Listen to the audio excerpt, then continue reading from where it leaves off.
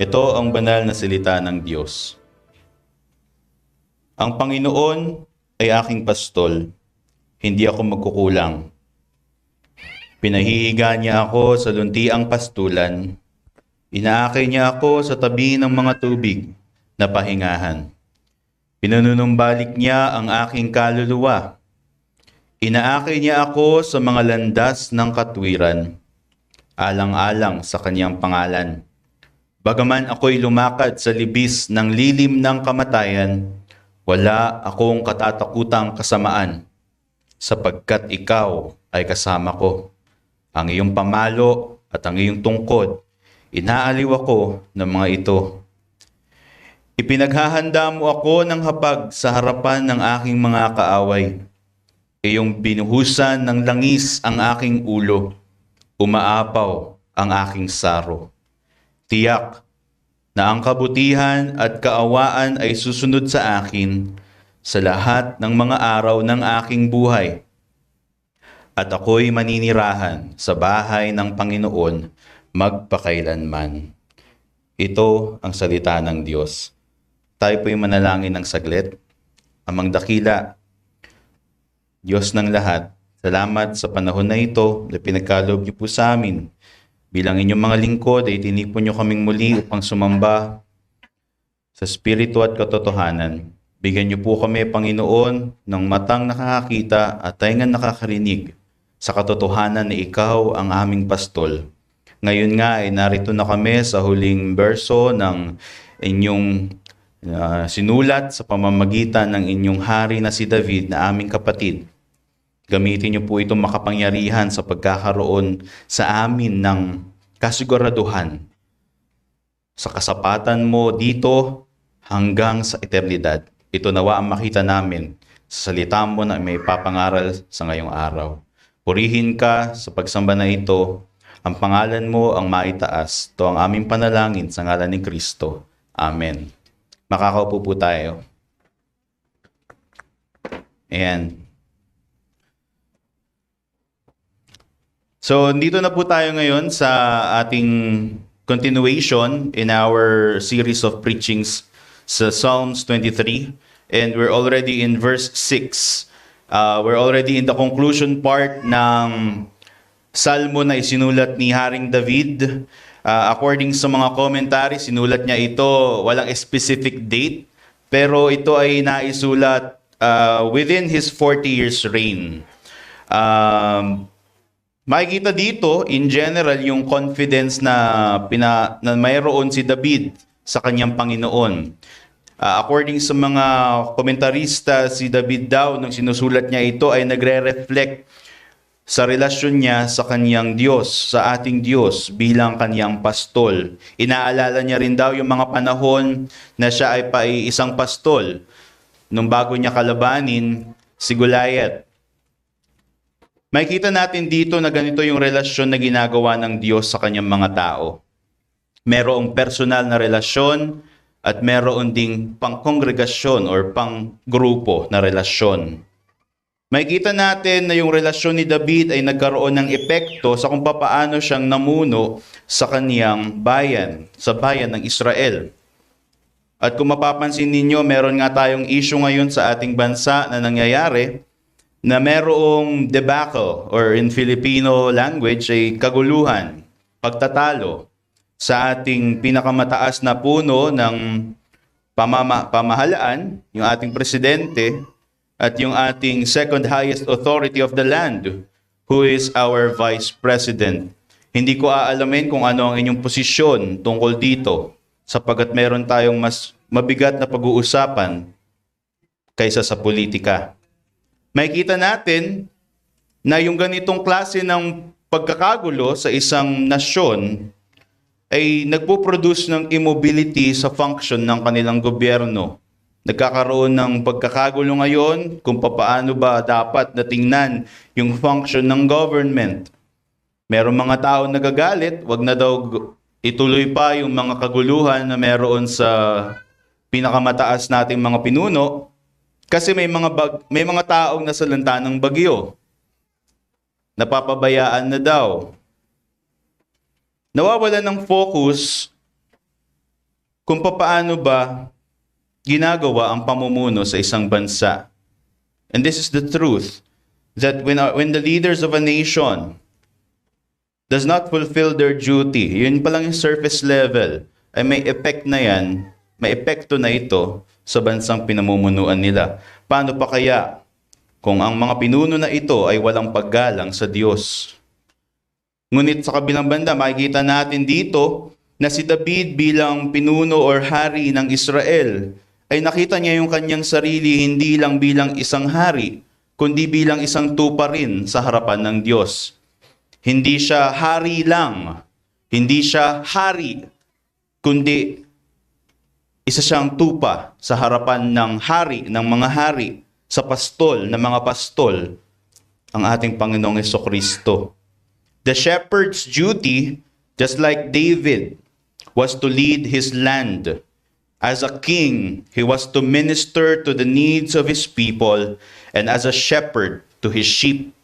Ito yung nakita na relasyon ni David sa kanyang mga tao, at ito yung relasyon na pinapakita ng Salmo sa atin, na ang Diyos, in order sa kanyang relasyon sa mga tao niya, ay una munang may relasyon siya sa kanyang mga ginagamit na namumuno sa kanyang mga tao. Kagayang dito sa ating iglesia, ang kalusugan ng ating mga pastor sa kanilang pananampalataya at pagtingin nila sa Diyos ay may epekto sa kung paano natin ginagawa ang ating function bilang isang iglesia. Ang pagtingin ng ating mga diakono sa ating Panginoong Hesus, ang pagsunod nila sa ating Panginoong Diyos ay may epekto sa kung paanong ang iglesia ay mamumuhay sa kanyang tinatpagtawag o sa pagtawag ng Diyos sa kanya. From our previous sermons na ginawa or binigay ng ating mga pastor, si Pastor Joseph, maging ni Pastor Erdy, nakita natin na ang Psalm 23 ay isang himno. Ito ay literal na kanta. Kinakanta ito ng mga Israelita at meron itong structure.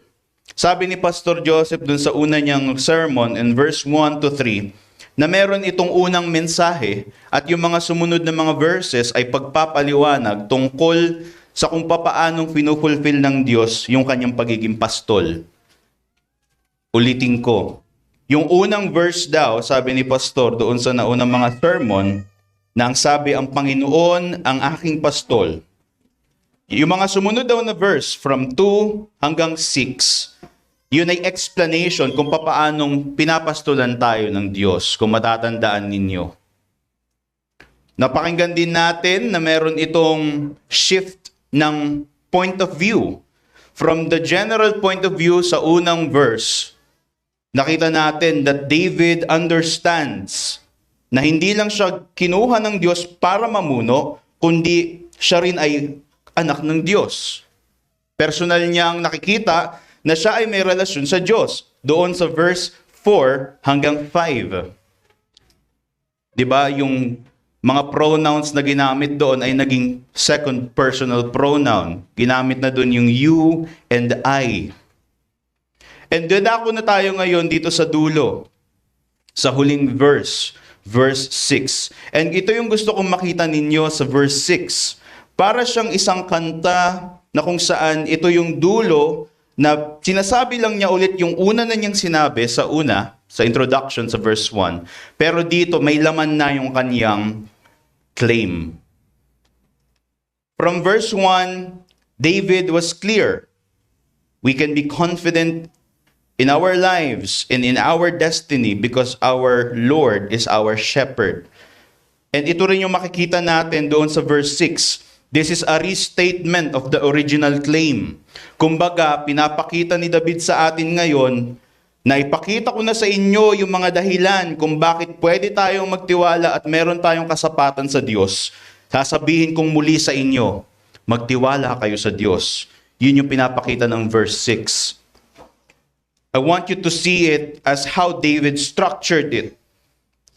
Pinapakita dito ni David sa kanyang salmo na dahil kasama niya ang pastol na Diyos, ay meron siyang matibay na sandalan ngayon sa buhay at sa paparating pa na eternidad. Sapat ang Panginoong Hesus sa kanyang pagpapastol sa atin. Yun yung nakita ni David. Sapat ang Panginoong Hesus sa kanyang pagpapastol sa atin sa mga pangangailangan natin ngayon at sa mga kakailanganin natin patungo doon sa pangakong eternidad. Bilang mga mananampalataya, kayo, mga kapatid, kayo ay nasa bagong tipan. Si David ay nasa lumang tipan. Ano naman? Anong meron? Hindi mo na lang kasama ang Diyos ngayon. Na parang ang ideya mo ay meron kang kasama sa katabi mo. Hindi mo nakatabi lang ang Diyos. Hindi ganun ang ideya dito na pinapakita. David understood na hindi lang niya kasama ang Diyos. Bilang tayo mga nasa tao na bagong tipan, we have an even greater covenant. You are a believer in this covenant of grace. Maliwanag na hindi lang tayo sinasamahan ng Diyos. Ang gusto kong makita mo, brother and sister, is meron kang ugnayan sa Panginoong Hesukristo. Hindi mo lang kasama ang Panginoon bilang pastol, kundi may ugnayan ka sa Kanya. It is as if you cannot live without being branded as Christ's. You are of Christ. You do not just lean to Christ. You are of the shepherd. You are branded by this shepherd named Jesus Christ. Ito yung ugat ng kumpiyansa ni David sa Diyos. Papaano niya nasabi na sa kabila ng mga pagdaraanan niya, yung mga nilista niya sa verse 4 to 5, the valley of the shadow of death, I will fear no evil. Bakit may ganong kumpiyansa si David? Dahil kasama niya lang yung Diyos? Hindi. Dahil naiintindihan ni David na siya ay may ugnayan sa kanyang pastol. This is the blessed hope of David and the blessed reality that David had in this time, that Jesus, the shepherd, is in union with him. Merong espesyal na relasyon ang mga pastol, ang ating pastol, sa kanyang tupa. Kagayang yung mga tupa doon sa Middle East, alam nyo ba na mga tupa kapag narinig nila yung tinig ng kanilang mga pastol, sila ay nagiging kalmado. Ganon yung relasyon na ipinapakita sa atin ni David dito. Ito yung reality ng mga mananampalataya. Kapag narinig mo ang salita ng Diyos, lumilinaw ang iyong mga mata, ang iyong puso, at ang iyong mga tainga ay nakakarinig ng mga salitang nagbibigay ng kapanatagan sa iyo. This is the special relationship of the shepherd Jesus to his under shepherd David. That whenever Christ spoke or speak, David listens and David understands. Kagaya mo, ito yung realidad mo, na dapat ang disposition mo, kapag narinig mo ang salita ng Diyos, makikinig ka. At magtitiwala ka sa sinasabi nun. The confidence of David is not just because Jesus, the shepherd, was with him, but that Jesus the shepherd is in covenant with him. May tipanan ang Diyos na pastol sa kaniyang hari. Ikaw din yun. May relasyon ka sa Diyos na higit sa pagiging kasama lang. Meron kang ugnayan sa Diyos na pastol. Pinapakita dito na kung tataliwas tayo sa tinig ng pastol, ang consequence nun, according to the context of the psalm, is that you do not trust the shepherd. When Jesus says, do not be anxious, yet you become anxious, according to Psalm 23, you mistrust, you distrust your Savior, your shepherd. Pero ang gusto kong makita ninyo dito is yung kabutihan na pinapakita ng Diyos kay David at na-realize iyon ni David. Kaya dadako tayo ngayon sa ating mensahe patungkol doon sa realidad ng biyaya na nakita ni David at tinanggap niya. Ang kabutihan at ang awa ng Diyos ay sapat sa panglupang pangangailangan at sa landas na tungo sa maluwalhating eternidad. Ang kabutihan at awa ng Diyos ay sapat sa panglupang pangangailangan at sa landas na tungo sa maluwalhating eternidad. So para sa una nating punto, magtiwala ka at palalimin mo ang pagdepende sa kasapatan ng probisyon ni Jesus. Noticeable doon sa Psalm 23 yung words na goodness and mercy. Ang kabutihan at ang kaawaan ng Diyos ay susunod sa akin.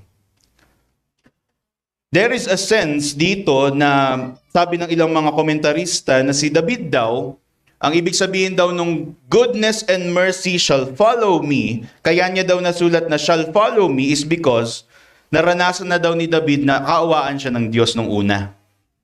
So ine-expect na ni David na kakaawaan siya ng Diyos na patuloy. So there is a sense of truth in that comment, but the true meaning of this is that hindi ito bulag na pagtingin sa Diyos. O pagbabakasakali lang na dahil alam natin na ang Diyos ay maawain, ay kakaawaan niya tayo. The truth of this goodness and mercy shall follow me, itong statement ni David, ang katotohanan nito ay nakaugat sa higit na realidad na ang Diyos ay pinaparangalan niya ang kanyang tipanan. God honors His covenant. God honors His covenant even if His sheep do not honor it.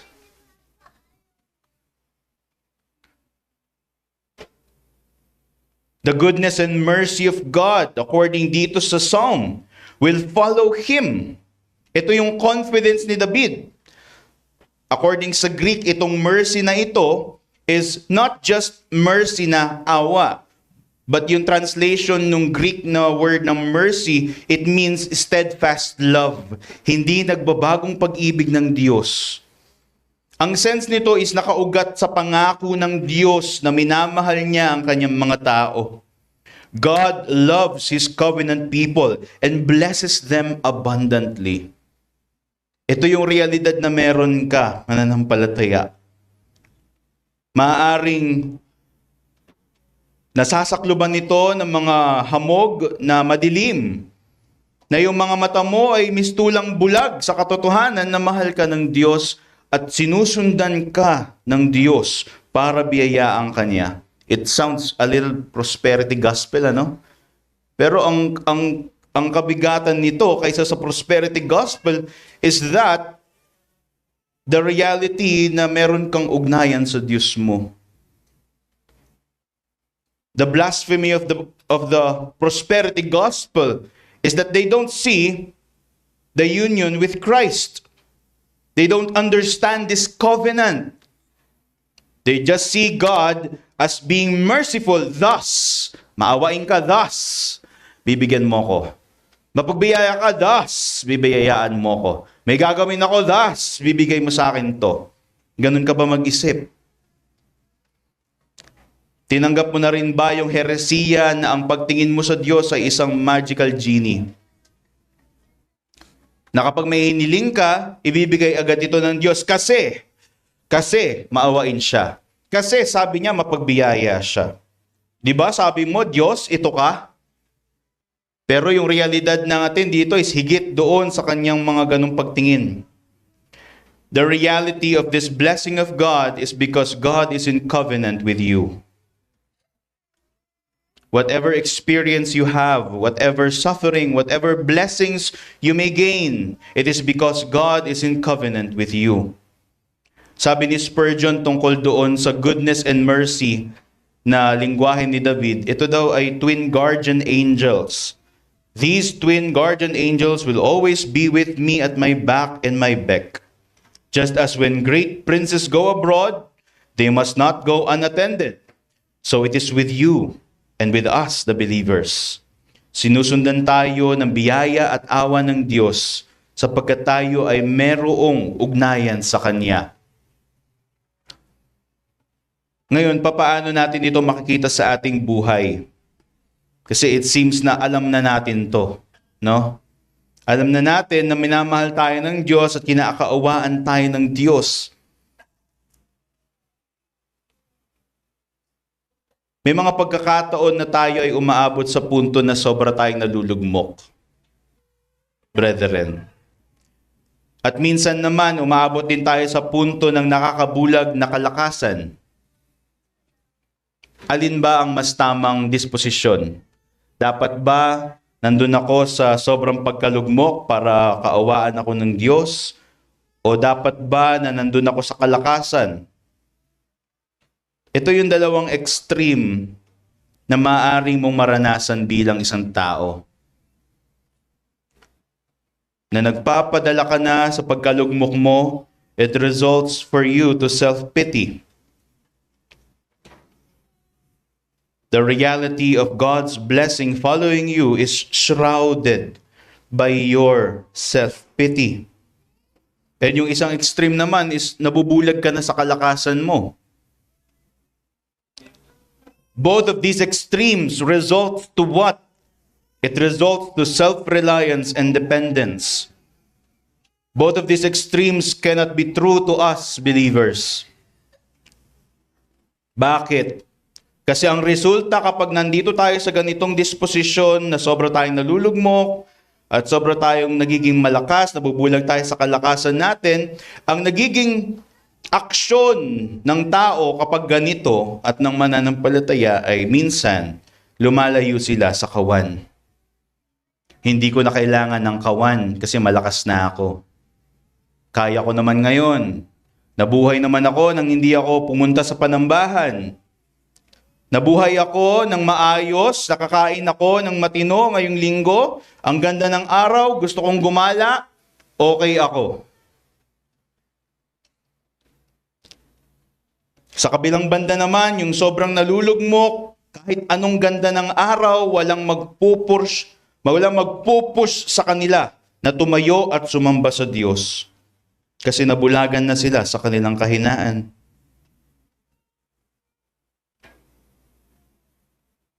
Ito ay masaklap na realidad sa atin bilang mga tao sapagkat patuloy tayong nagkakaroon ng disposisyon na gusto natin mabigay yung gusto natin. Pero ganito ba ang pagpapastol ng Diyos?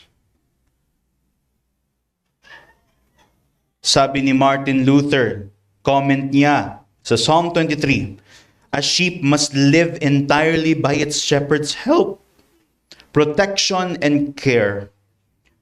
As soon as it loses him, it is surrounded by all kinds of dangers, and they must perish. For it is quite unable to help itself." Ang mga tupa daw, kapag namuhay sila sa sarili nila, sigurado ang kapahamakan. Whether they believe na makikinabang sila doon sa direksyon na pinupuntahan nila, or whether they believe na better na nandito lang sila kasi natatakot na silang umusad tungo doon sa tinuturo ng pastol. As sheep are strong when they are in the herd, similarly, tayong mga Kristiyano, we feel the same way. When we are away from the flock, whether because of our self-pity or our miseries, or whether it's because of our blinding strength, kahit ano pa dun sa dalawa, the result is weakness. When we are away from the flock, we become weak. And we resort sa pagtatampo at sa rationalized na independence. We try to rationalize our reason of being independent. I don't need a church. I don't need to go to that church. That church talks bad about me. But why do you go to church? Why do these sheep follow the shepherd? Or why do these sheep follow a straight line? Because essentially, yung straight line na yun was led by the shepherd. Do we rationalize our independence? Ano ba ang karanasan mo ngayon? Nagtatampo ka ba? Pwedeng magtampo tayo sa church, no? Because the church, after all, are a group or is a group of a thinking people. Nag-iisip kayo eh. So yung mga ginagawa nyo, alam nyo yan. Nakakatampo kayo. At ito yung realidad to. No? Kasi hindi naman talaga tayo tupa. Analogy lang iyon. Yung mga tupa kasi, hindi na, actually tawag sa kanila dumb eh. Susunod lang talaga sila sa provision ng pastol. Kung saan lumakad yung pastol, talaga susunod sila. Pero tayo yung mga tao rin. Yun yung katotohanan dito. Bilang mga tupang tao. Tao na tupa, no? Tayo ay thinking sheeps. And masakit kapag may nagagawa tayo na hindi nakakabuti sa ating mga kapatid. And kung tayo man yung nagawan nun, sometimes in our state of mind, we become that person na nagtatampo. Because after all, Christians know what they do.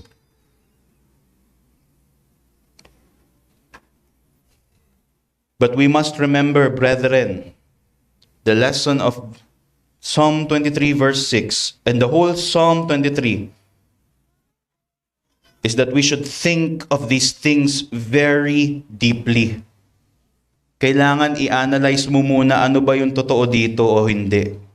Pag-isipan mo ng maigi yung mga nararamdaman mo, lalo sa kahinaan at sa kalakasan. Kapatid, tandaan mo na mas totoo ang kabutihan at ang awa ng Diyos sa tipan ng biyaya kaysa sa lahat ng mga ating pakiramdam. Whether we feel down or too strong, our disposition must not be to go away from the church or to not attend the gathering. Rather, we must reflect on the reality of the goodness and mercy of the Shepherd Jesus in this covenant of grace. Dapat mas may bearing sa'yo na ikaw ay personal na may tipan sa Diyos.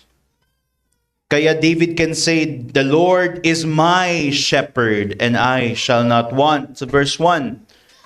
Kasi personal niyang kilala yung Diyos bilang kanyang pastol. Should we just neglect yung experiences natin? That is not what we're teaching. What we're teaching is, despite those experiences, the reality of the blessed mercy and goodness of God covers them all. Dapat tingnan mo yung lahat ng sitwasyon mo. Yung mga nararanasan mo bilang Kristiyano, sa totoo lang, yan ay tinilaga ni Jesus para sa kanilang kabutihan, sa iyong kabutihan. Ngayon, kilala natin ang bawat isa. Maaaring meron tayong mga bisita, pero kilala natin ang bawat isa, brethren. Sinasabi mo ba talaga, Paul, na yung mga naranasan ko, ang Diyos ang may gawa nun? Yes.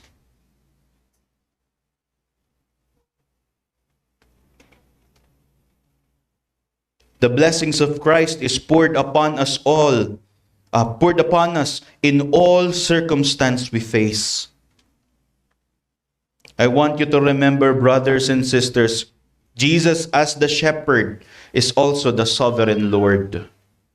God pursues our good in all of His orchestration of providences. God pursues our good in all of His orchestration of providences. Lahat ng mga nararanasan mo, yung average lang na araw, yung malungkot na panahon, yung panahon ng sobrang kalakasan, yan ay biyaya ng Diyos. Yung kakulangan mo, yung kayamanan mo sa lupa, yan ba ay dahil sa iyo? Yan ay dahil sa pagdepende natin sa Kanya. Pinapakita yun. Yung realidad na may kakulangan tayo at panahon tayo na tayo ay sagana. Pinapakita nun yung ganap nating pagdepende sa Diyos. Although it is a reality that in our world, what we do shall cause an effect. However, in the grand scheme of creation, God is the one who rules over all. And we depend on God. Dapat ang maging panalangin mo, kapatid, is yung Proverbs 30 verse 7 to 9. Pwede niyong buksan yung inyong mga Biblia doon. Proverbs 30 verses 7 to 9. Dalawang bagay, verse 7, dalawang bagay ang sa iyo'y aking hinihiling. Bago ako mamatay ay wag mong ipagkait sa akin. Verse 8, yung una niyang kahilingan, ilayo mo sa akin ang daya at ang kasinungalingan. Wag mo akong bigyan ng kasalatan o kayamanan man. Pakainin mo ako ng pagkain na aking kinakailangan. Baka ako'y mabusog at itakwil kita at sabihin ko, sino ang Panginoon? O baka ako'y maging dukha at ako'y magnakaw. At ang pangalan ng aking Diyos ay malapastangan. This must be our prayer. God sees us as His sheep. Jesus, the Good Shepherd, says, the provision for today is enough for today. The sadness of today is enough of today. The strength of today is enough for the day. Depend on Christ, your shepherd. After all, everything is fleeting. But Jesus, our shepherd, does not pass away. The truth of His word does not pass away. Ano yung punto natin? Ang ugat ng ating masiglang paglakad sa buhay ng pagsamba ay ang ating ugnayan sa mabuti at maawing pastol na si Jesus. Magkaroon ka nawa ng mas lumalalim na relasyon sa kawan, sapagkat ito ay kawan ng pastol. Pero papaano natin gagawin iyon sa kabila sa mga kinakaharap nating probidensya? Ang disposition mo, kapatid, ay dapat maging totoo sa sarili mo. Dapat nakikita mo, mag-meditate ka sa katapatan ng Diyos.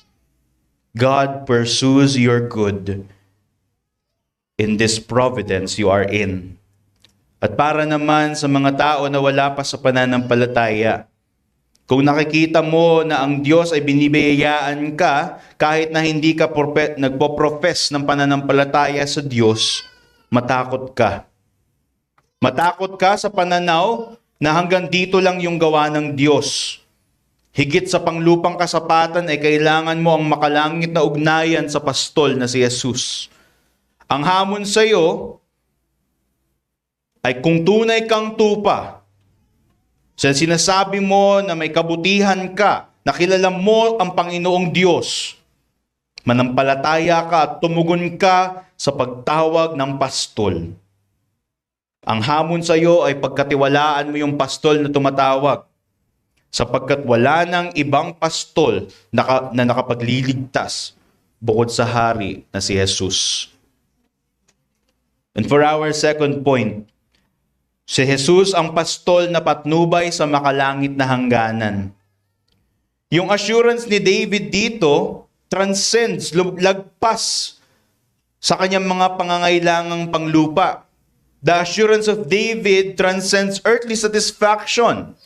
And therefore, kinongclude ni David doon sa dulo ng verse that these same goodness, itong kabutihan at awa ng Diyos, itong parehong kabutihan at awa ng Diyos na sumusunod sa akin dito sa buhay ko ngayon, higit pa rito, ito rin yung magdadala sa akin patungo sa tahanan ng Diyos. These same goodness and mercy shall lead him to the dwelling of God. Sabi ng ilang commentators, ito daw yung temple. Pwede, kasi yun yung context ng physical Israel, no? Pero, David understood that this is beyond that. This is the dwelling of the Most High. It is a literal place where God lives and He shall be with His shepherd. The goodness and mercy of God, you can think of it this way, brethren. Ito ay dalawang pakpak. These are two wings that communicates to us the blessings in our salvation in our present life.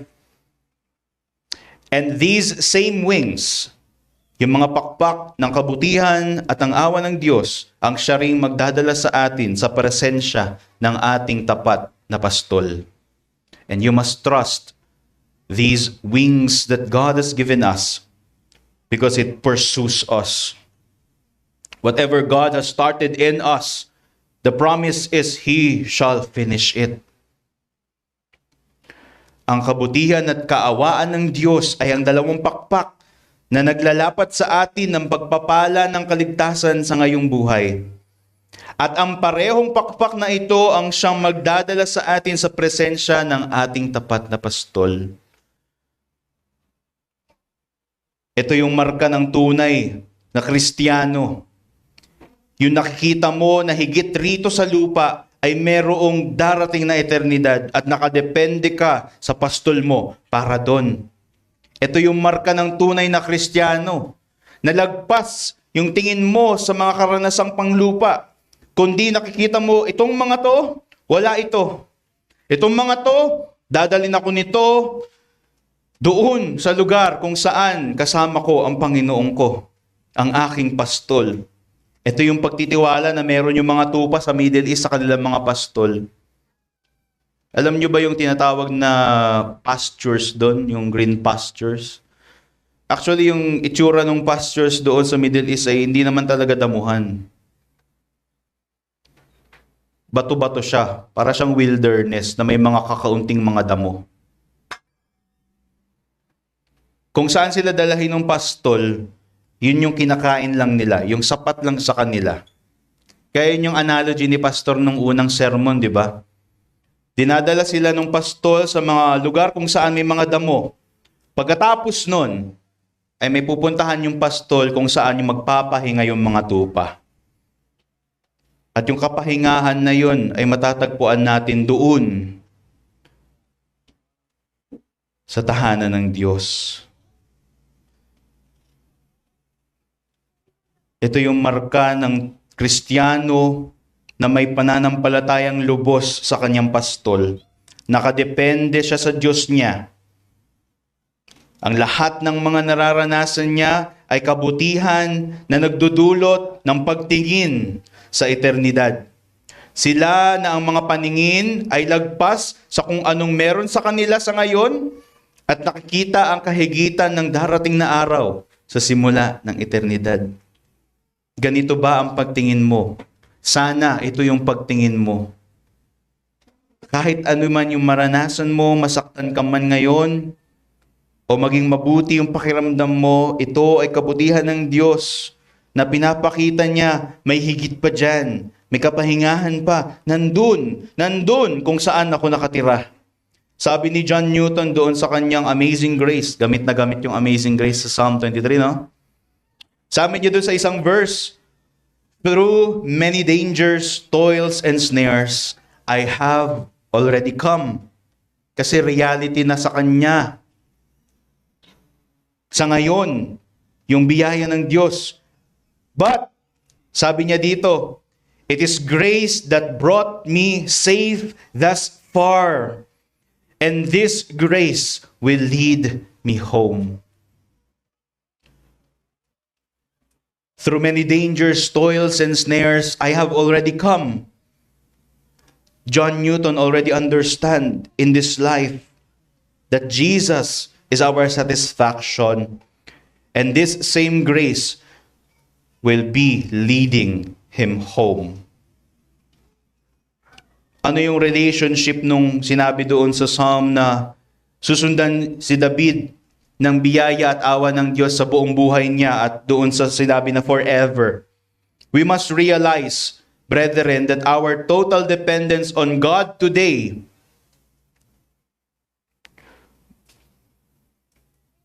is our assurance that we shall live with Him forever. However, do you depend on God? You must realize, brethren, children and adult, that in order that you may desire forever with your shepherd, you must cultivate dependence on God today.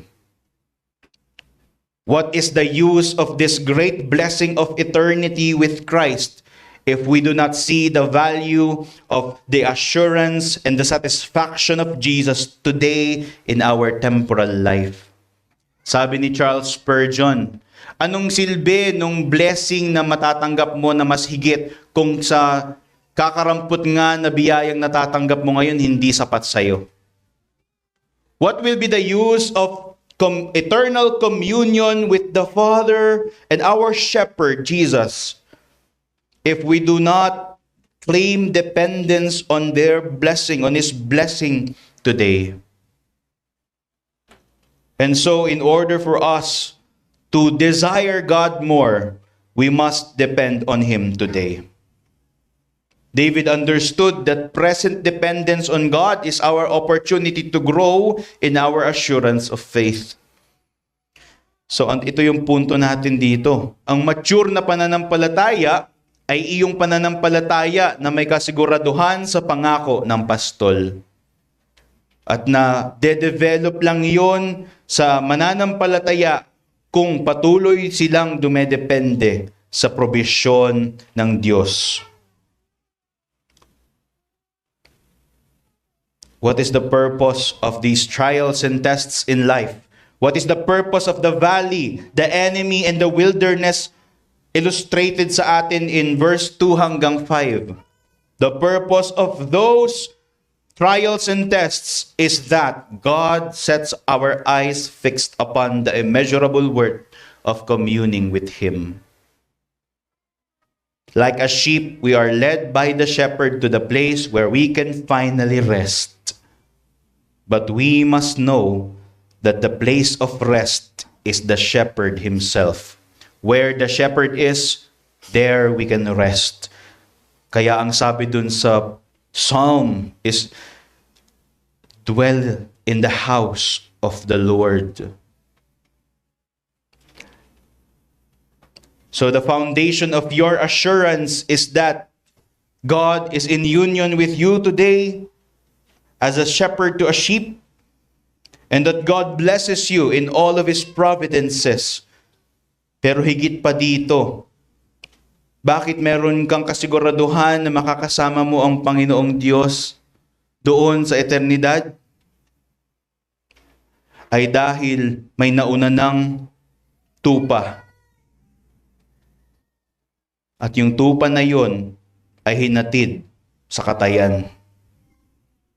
Isaiah 53 verse 7, like a lamb that is led to the slaughter, Jesus, and like a sheep that before its shearers is silent, He opened not His mouth.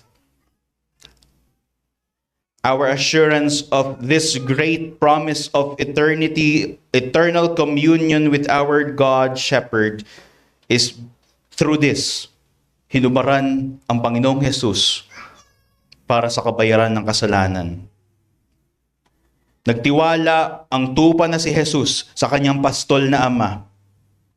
Nakamit niya ang katwiran na idadamit naman niya sa atin na mga mananampalataya.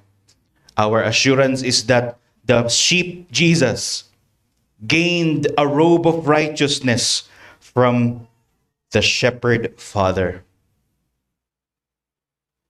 Kaya ikaw, tingnan mo, nakagaya ng isang pastol na ginugupitan ng mga tupa para mapanatili silang malinis at malayo sa sakit, si Jesus, ang pastol na naglilinis sa atin mula sa kasalanan.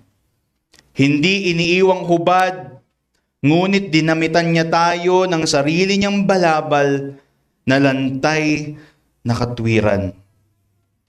Dahil dito, dahil tumanggap ka ng balabal ni Jesus, may ganap kang kumpiyansa na mananangan kang kasama mo ang Diyos magpakailanman. Ang hamon naman para sa iyo na hindi mananampalataya o nanlalamig sa pananampalataya o nakadepende na sa sarili niya sa pananampalataya, ang hamon sa iyo ay sinong pastol ang pinapakinggan mo para dyan? Sinong pastol ang nagsabi sa iyo na hindi mo kailangan si Jesus? Bakit mo patuloy na tinatalikuran yung imbitasyon ng mabuting pastol na si Jesus? Ang tanong sa iyo, bisita na hindi pa mananampalataya, kanino mo ipinagkakatiwala ang eternidad mo? Nawa, suriin mong maigi ang bilis ng buhay. Asamin mo ang dalisay na manunubos. Sa pagdako nawa ng panahon, masambit mo rin kagaya ng mga Kristiyano na ang pastol mo ay si Jesus. Manalangin po tayo. Mamang dakilang Diyos, aming pastol, salamat sa pagpapaliwanag ng iyong salita. Salamat sa kabutihan mo at sa awa mo na sumusunod sa amin sa lahat ng aming buhay. Salamat, Panginoon, sa mga pagkakataon na kung minsan kami nabubulagan, ngunit ang liwanag ng iyong ebanghelyo ang siyang aming nagiging pag-asa. Turuan mo kami na maging katotohanan sa amin ang pagdepende sa iyo bilang isang personal na tupa mo. At turuan mo kami na ang biyayang matatanggap namin mula sa pagdepende sa iyo ay maipamahagi namin sa mga kapwa namin tupa. Maipakita na si Jesus, ikaw, Jesus, na aming pastol, ang patuloy at nagpapatuloy naming pag-asa. Purihin ka, aming pastol. Purihin ka sa iyong kasapatan. Purihin ka sa iyong awa at kabutihan. Ito ang aming panalangin kay Jesucristo. Amen.